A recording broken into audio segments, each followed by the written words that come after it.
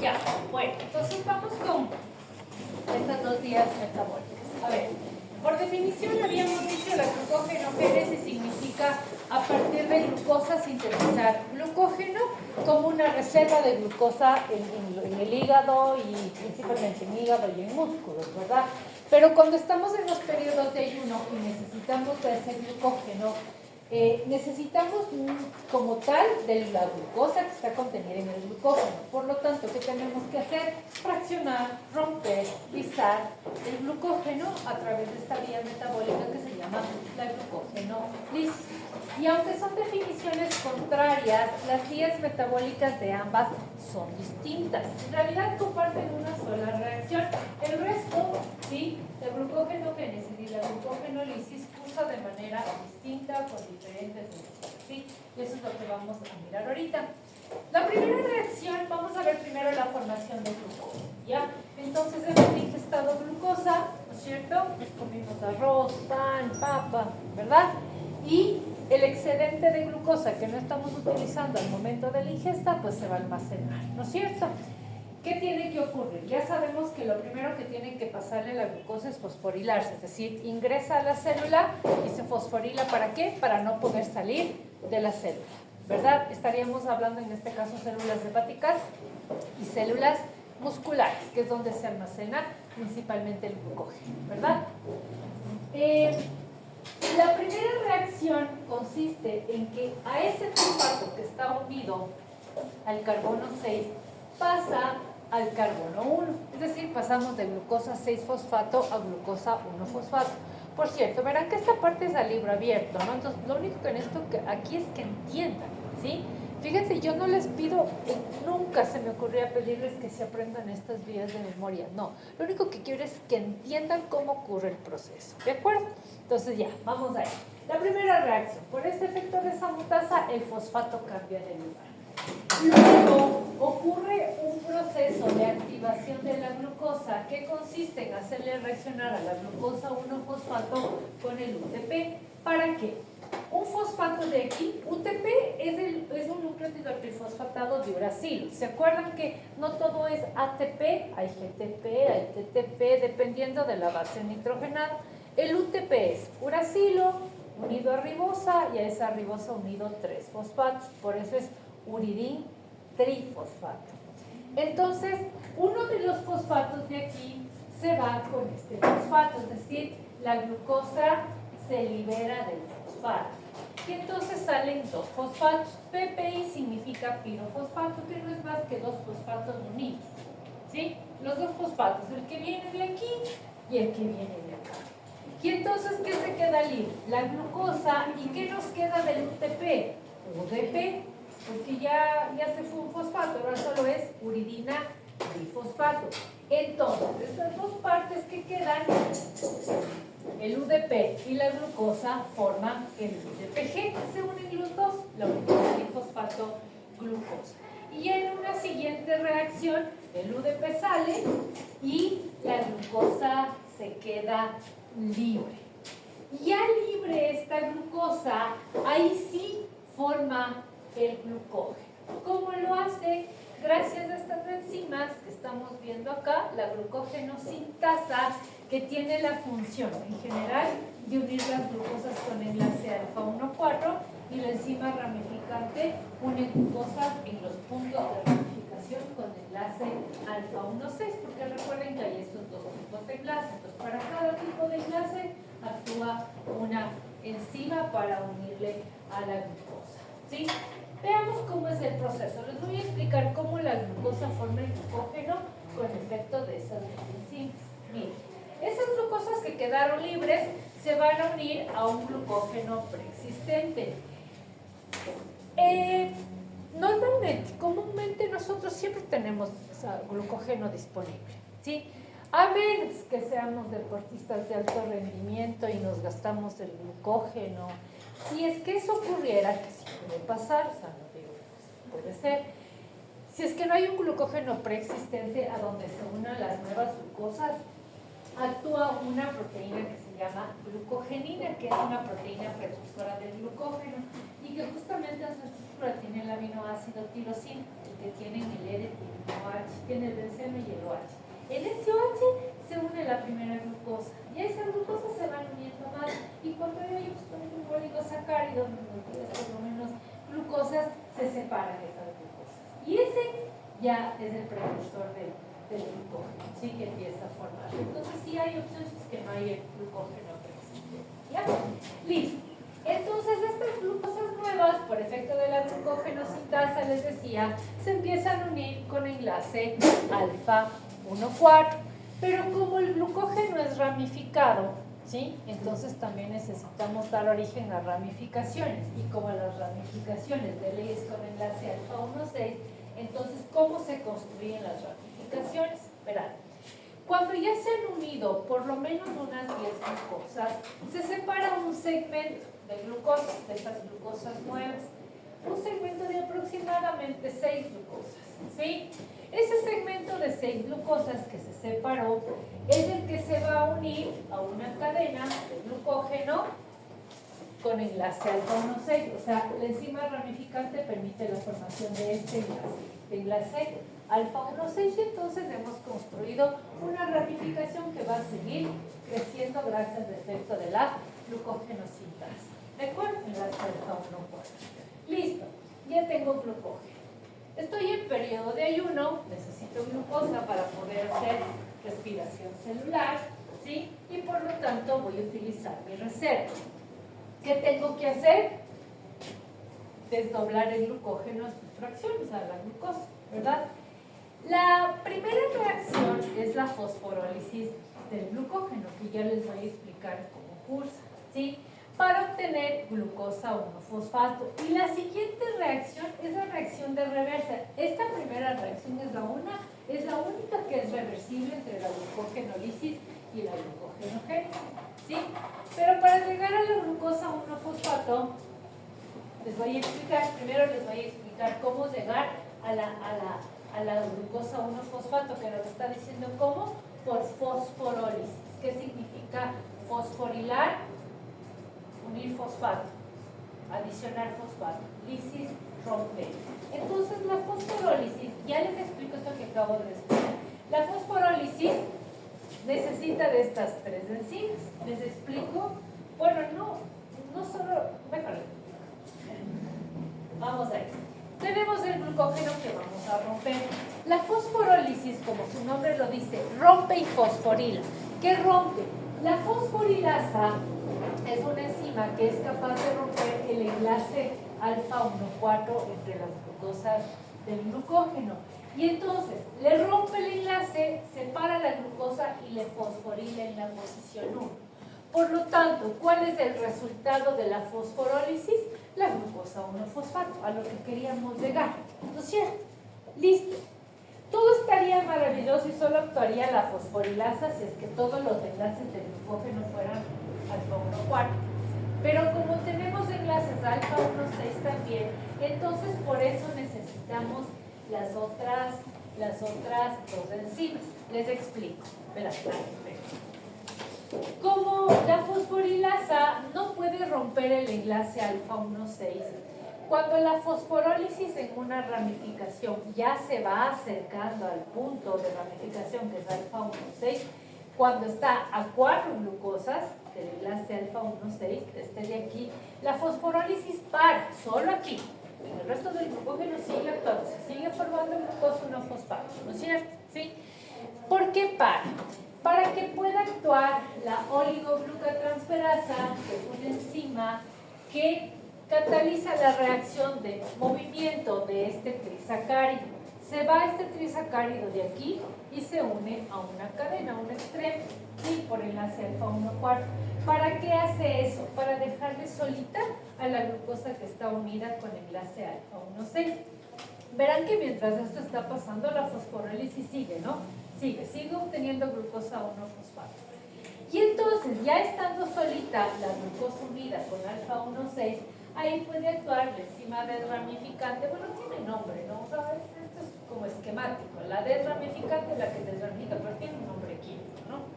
La enzima desramificante es la que sí puede romper el enlace alfa 1,6, por lo tanto, ¿qué se va a obtener?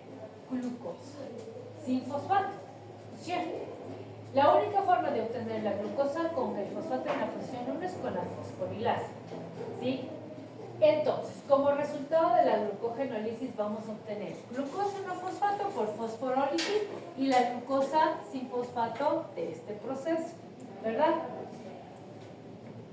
La relación es 9:1, por cada 9 de estas, una de estas, ¿sí? Y esta glucosa de aquí, o bien se fosforila, o bien sale de la célula muscular y hepática y se va a la parte de la sangre y de ahí se va a los tejidos, ¿sí? O sea, no pasa nada. Listo. Ya llegamos a lo que necesitábamos, ¿no es cierto? La glucosa 1-fosfato. Listo. Siguiente reacción, la de reversa, la posición fosfato en 1 pasa a glucosa 6-fosfato. ¿De acuerdo?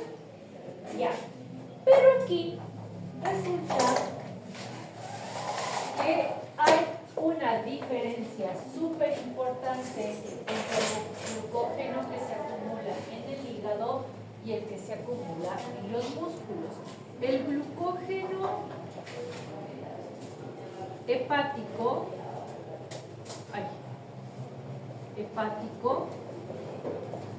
vean el esquema. ¿Qué dice? El glucógeno hepático termina en glucosa 6-fosfato y luego en glucosa. Es decir, puede separar la glucosa 6-fosfato. ¿Por qué lo puede hacer? Porque en el hígado tenemos una enzima que se llama glucosa 6-fosfatasa. ¿Sí? La glucosa 6-fosfatasa es justamente la que permite que salga el fosfato de la posición 6. ¿Y qué pasa si sale el fosfato? Esa glucosa es permeable a la membrana y puede salir del hepatocito. ¿A dónde se va? A la sangre. Por eso es que el glucógeno hepático es el que nos va a permitir controlar la glicemia, es decir, la concentración de glucosa en plasma. La glicemia normal de un individuo va entre 80 a 120 miligramos de glucosa por cada decilitro de sangre. ¿Por qué puedo mantener esa glicemia en los periodos de ayuno? O sea, ¿por qué no bajo de 80? ¿Por qué no me desmayo? Porque estoy haciendo glucogenólisis del glucógeno hepático y ese glucógeno me permite obtener glucosa que se va a la sangre. Y a través de la sangre se dirige a los tejidos para poder hacer respiración celular. Entonces estoy perfecto, no me pasa nada, ¿verdad? El glucógeno muscular, a diferencia del hepático, no tiene esta enzima. Por lo tanto, el glucógeno muscular finaliza glucogenólisis como glucosa 6-fosfato. Por lo tanto, con fines energéticos, porque es el fin de la glucosa 6 del glucógeno, en el caso del músculo, la funcionalidad energética es solo para el músculo, es decir, la glucosa 6-fosfato le genera energía solo al músculo, no puede proveer del sustrato, o sea, de la glucosa, a otros tejidos para que obtengan energía, solo el glucógeno hepático, ¿sí? Gracias al glucógeno hepático es que tenemos energía en los otros tejidos y podemos estar bien en los periodos de ayuno. El muscular solo nos garantiza que el músculo tenga energía y nos podamos mover, haya la contracción muscular, ¿de acuerdo? ¿Sí? La diferencia es súper importante entre los dos grupos, ¿ya?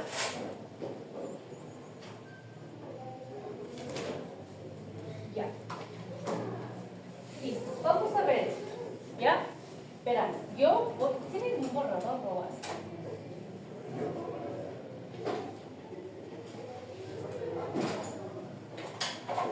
Sí.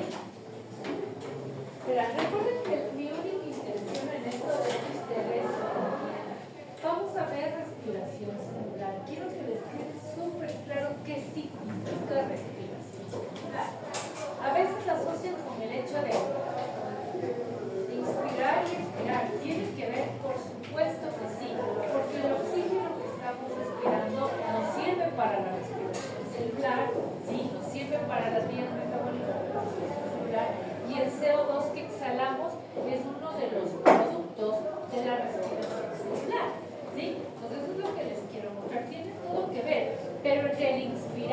y expirar ese CO2, hay un montón, ¿no?, de reacciones químicas que están ocurriendo y eso es lo que se llama respiración celular.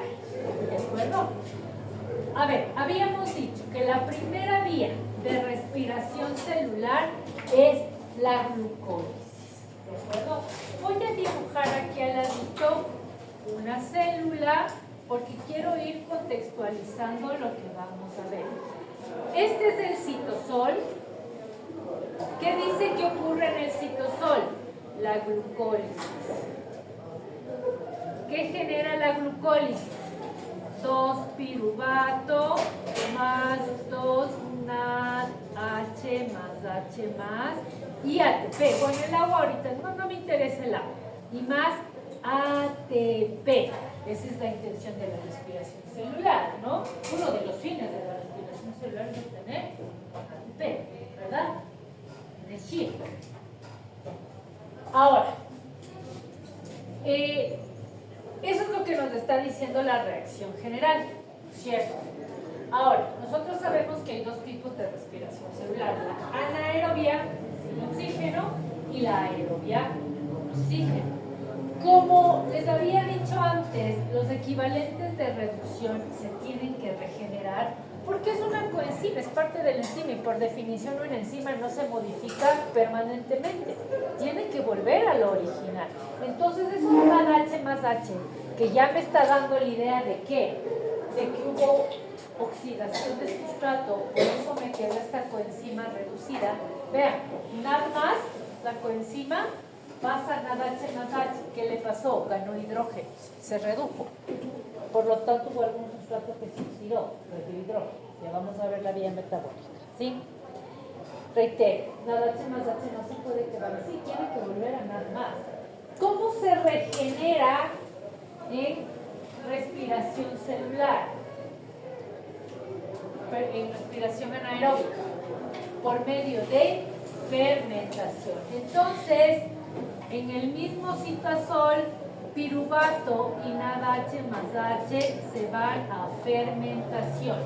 Y como producto de fermentación, regenero NAD más y el piruvato pasa a lactato. En el caso de nuestras células, lactato. ¿Sí? No somos como las bacterias pueden producir citrato, propionato, butírico, o sea, diferentes tipos de ácidos, ácido butírico, cítrico, láctico. Verán que cuando digo lactato y ácido láctico es lo mismo.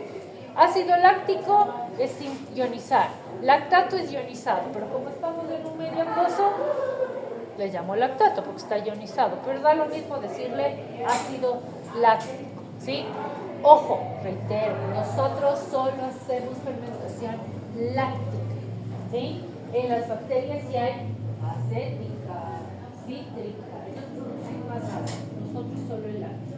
Ya les cuento en qué situaciones podemos hacer eso. O sea, nosotros sí hacemos anaerobiosis. O sea, dos tipos de células nuestras lo hacen anaerobiosis. De ahí el resto, todititas, la gran mayoría, hacemos respiración aerobia, porque somos más evolucionados, ¿no es cierto? Pero sí tenemos dos que pueden hacer anaerobiosis, ¿ya? Y de hecho la formación en exceso de ácido láctico nos genera la cirrosis láctica, ¿no? Es una patología. Y ya antes nos mandaba a consultar a la llave. Ay, ahorita ya vamos a abrir la tarea, ya les muestro. Bueno, estamos hasta aquí, ¿no es cierto? Pero ¿qué pasa si es que la respiración es aerobia? Es decir, en la gran mayoría de nuestras células. ¿A dónde se van piruvato y NADH más H?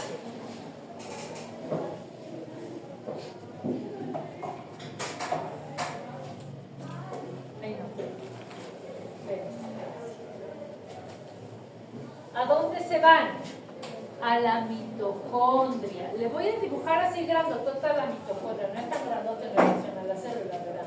Pero pues nada más para que se vea.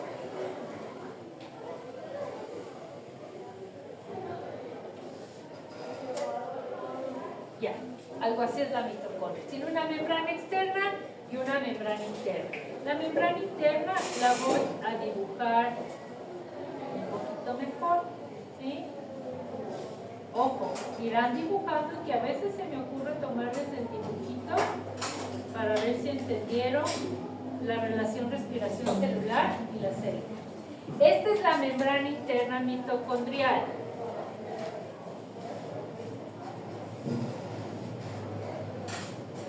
¿Sí? De la mitocondria, ¿de acuerdo? ¿A dónde se va el piruvato en el caso de la respiración aerobia? Se va a la matriz mitocondrial, que es aquí, miren, viene acá, a hacer descarboxilación oxidativa del piruvato. ¿Qué obtengo de esto? Acetilcoenzima A. ¿A dónde se va acetilcoenzima A? Se va al ciclo X. ¿Sí? Ese es el destino del piruvato. ¿Cuál es el destino de los equivalentes de reducción? La cadena respiratoria y la fosforilación oxidativa. ¿Dónde? En la mitocondria misma.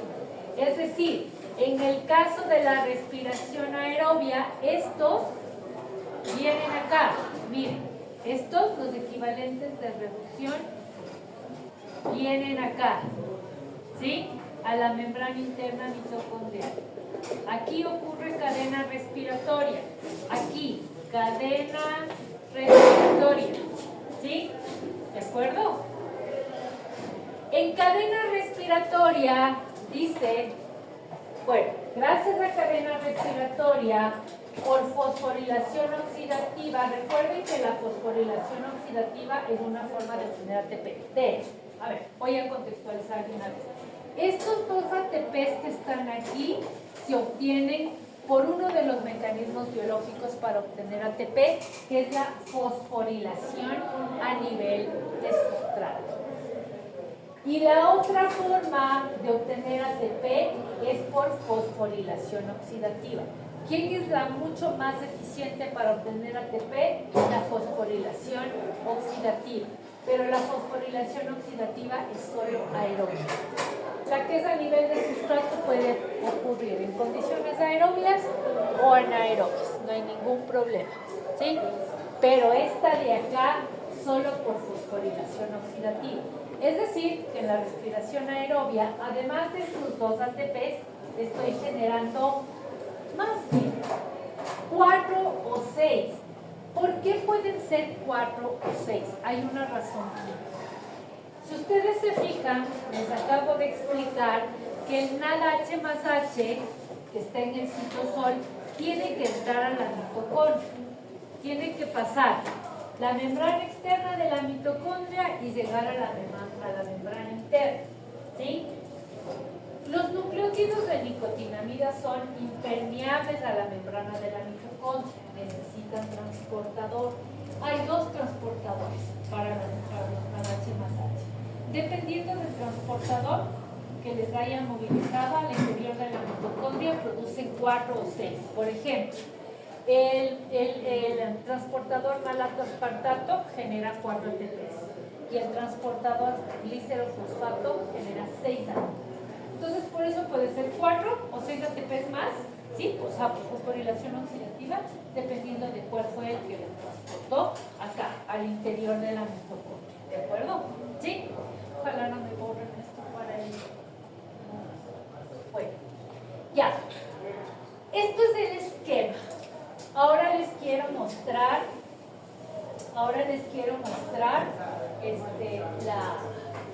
la glucólisis, ¿ya?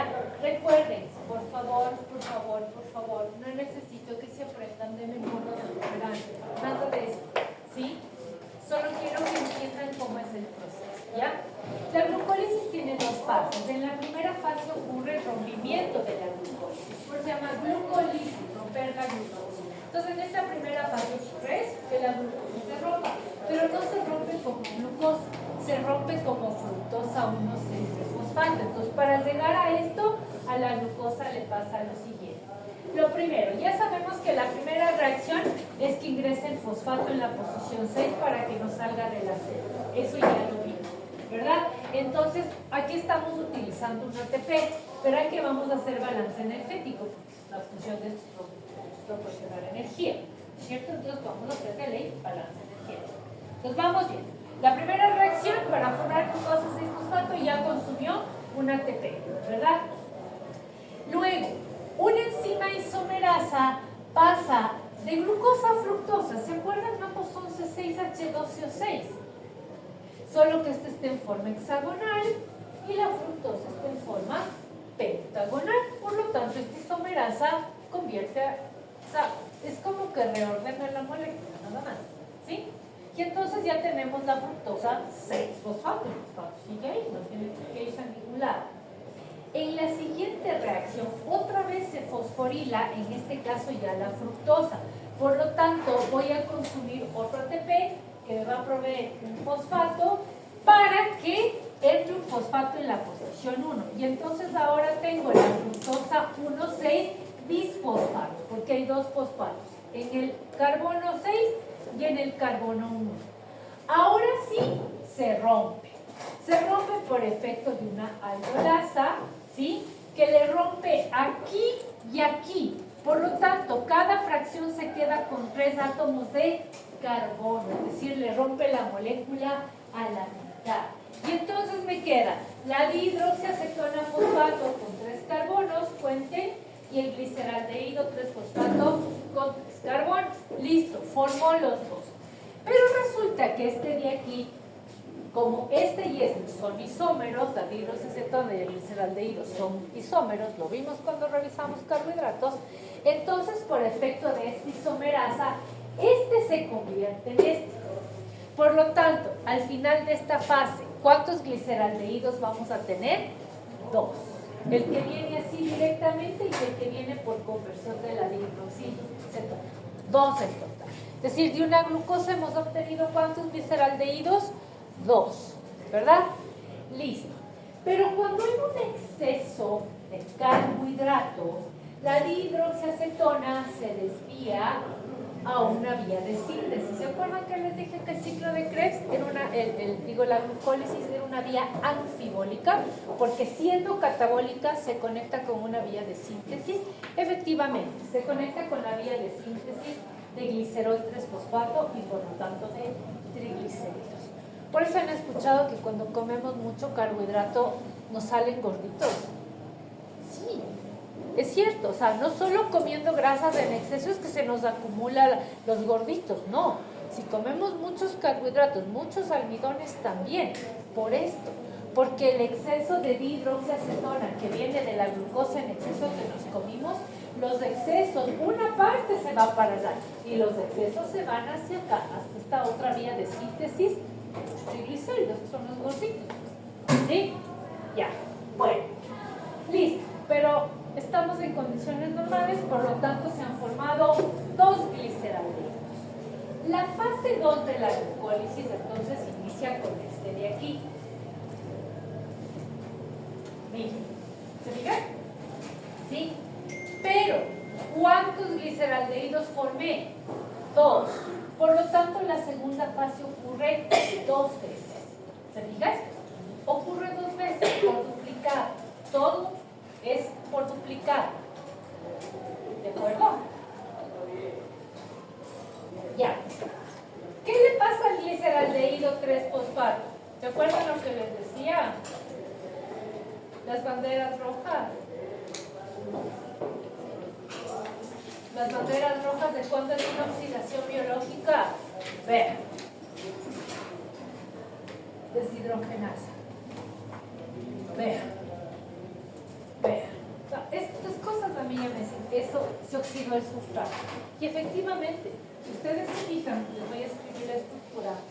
Vean, aquí el aldehído C de hidrógenos, al NAD forma esto y se forma ácido. ¿Se acuerdan? Veíamos en química histológica el semestre pasado.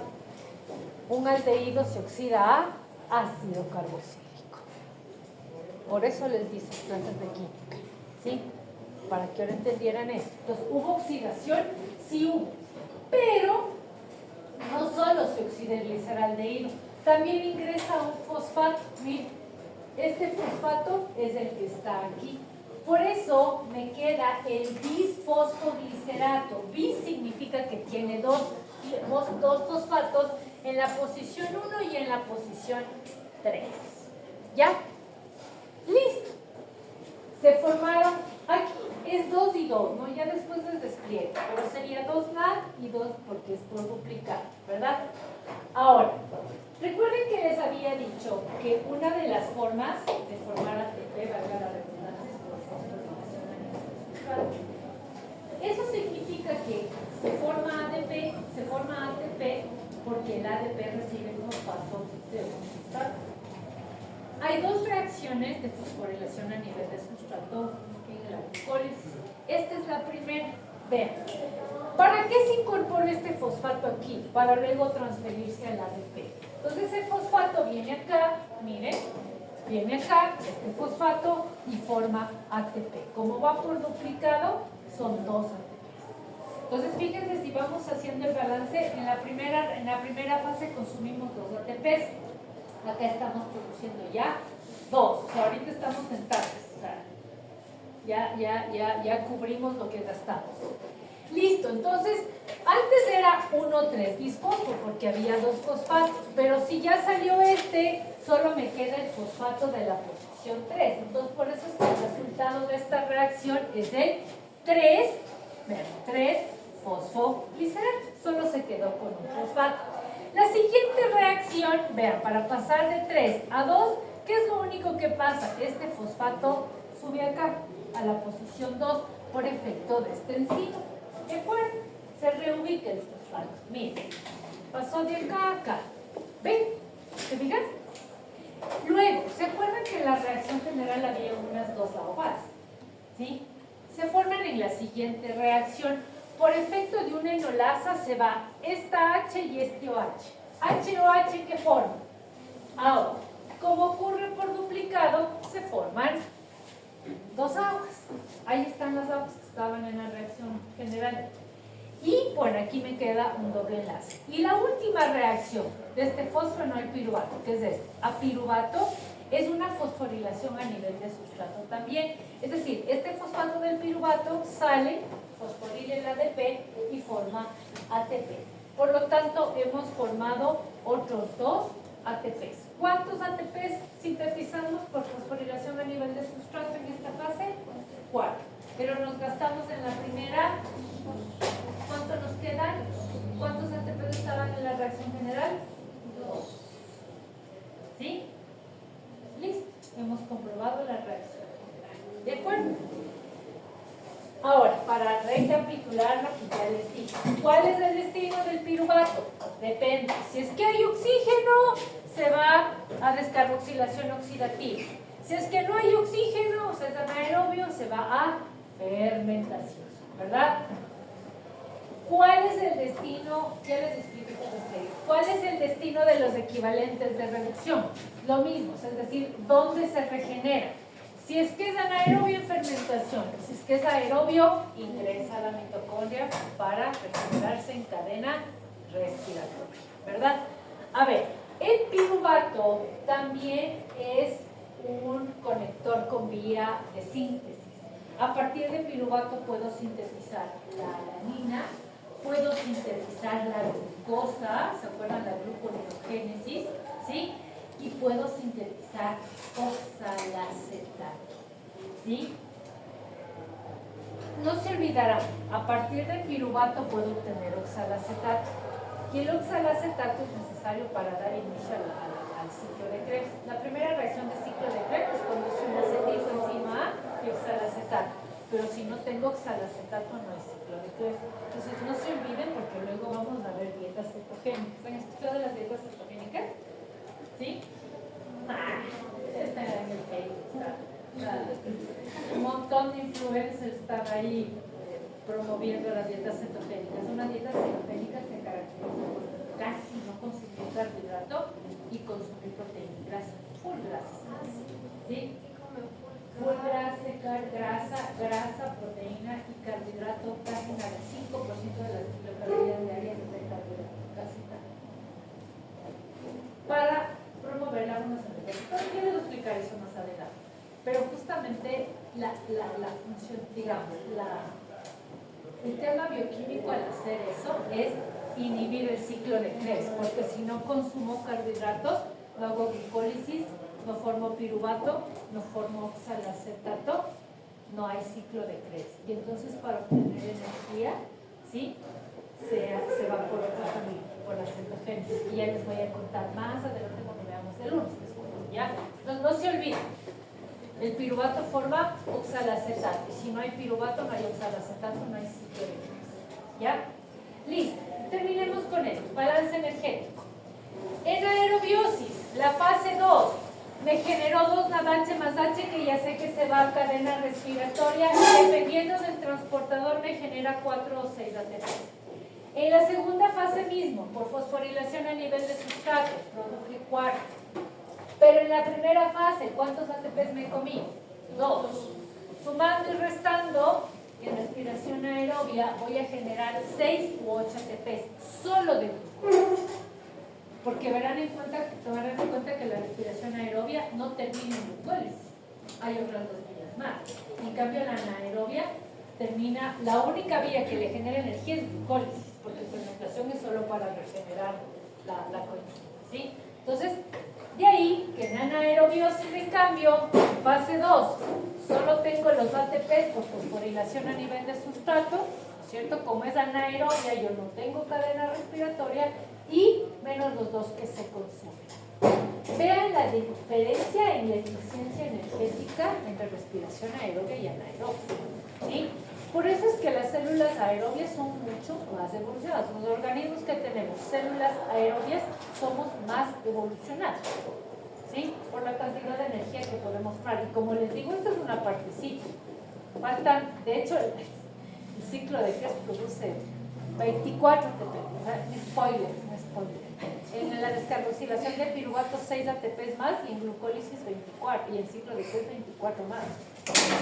No, de energía, ¿sí? Ya. Pero solo para cerrar, quiero cerrar nada más la respiración anaerobia. Entonces, en anaerobiosis necesito regenerar la coenzima por fermentación. ¿Cuándo ocurre anaerobiosis en nuestro organismo? En los eritrocitos o glóbulos rojos. ¿Por qué? Porque no tienen mitocondrias. Si no hay mitocondrias, no hay dónde hacer respiración aeróbica. Entonces los eritrocitos sí o sí hacen solo respiración anaerobia, por lo tanto, después de glicólisis hacen fermentación láctica. Y también, ¿dónde puede ocurrir? En nuestras células musculares. ¿Cuándo? Cuando hacemos ejercicio físico en condiciones anaeróbicas. Pesas, o cuando hacemos, por ejemplo, no sé si alguien... Perdón, hola, Mile. Aquí clases de verano. No, tranquila, mi amiga. Así vas a estar en la reunión.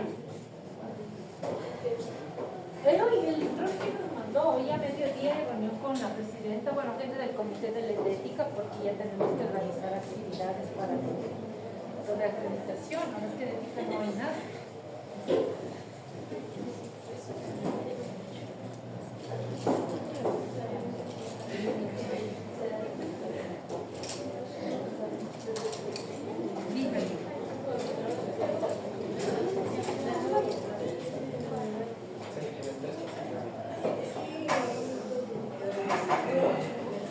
Sí, lo que pasa es que hay que organizar capacitación para los chicos en esas áreas, algo de liderazgo, algo así como para los profes, pero para los chicos también. Bueno, por ejemplo, algo para fomentar el trabajo en equipo, o sea, de ese tipo de habilidades que no son académicas, que no son esas habilidades como para la vida. Y de hecho es bastante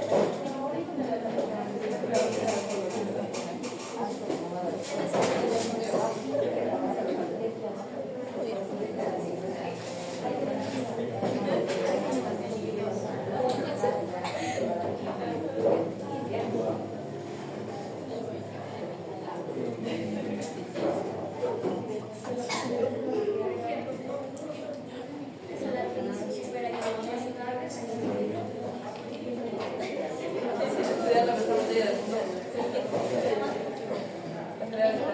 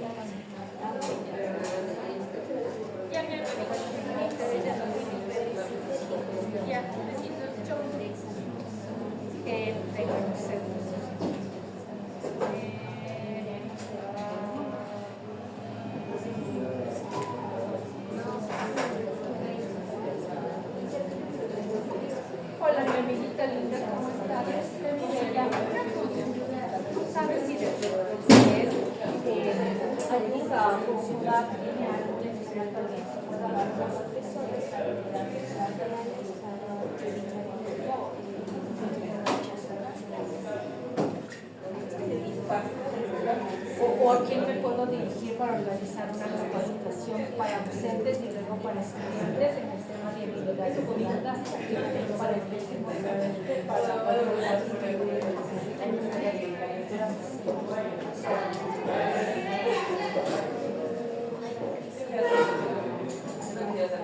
Hola, mijita linda, ¿cómo estás? Hija, voy a estar aquí hasta tipo 11:15, más o menos. Ya, a ver. Entonces, a ver, ya terminamos esto y ya hacemos la revisión y se va.